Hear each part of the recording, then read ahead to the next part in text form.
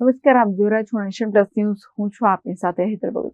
આજે 14 એપ્રિલની સમગ્ર દેશમાં બાબા સાહેબ આંબેડકરની 134મી જન્મજયંતિની ઉજવણી કરવામાં આવી રહી છે. ત્યારે સુરત શહેરમાં પણ આ ઉજવણી કરવામાં આવી છે.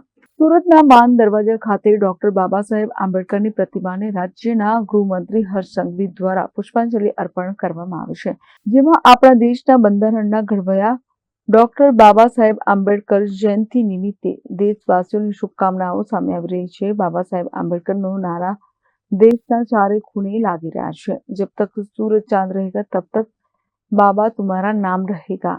આવા નારા સાથે આજે બાબા સાહેબ આંબેડકરના ચરણોમાં નમન કરીને સૌ સમાજને સુરક્ષા, શાંતિ અને સલામતી મળે તેવી પ્રાર્થના કરવામાં આવી છે.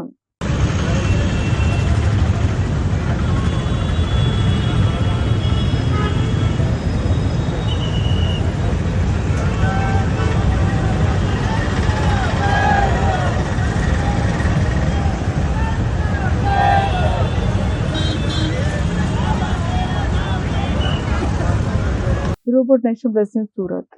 સમાચારોના સતત અપડેટ મેળવવા માટે અમારી નેશન પ્લસ ન્યૂઝની યુટ્યુબ ચેનલને સબસ્ક્રાઇબ કરો, બેલ આઇકન દબાવો અને જોડાયેલા રહો ફેસબુક, ઇન્સ્ટાગ્રામ અને ટ્વિટર પર.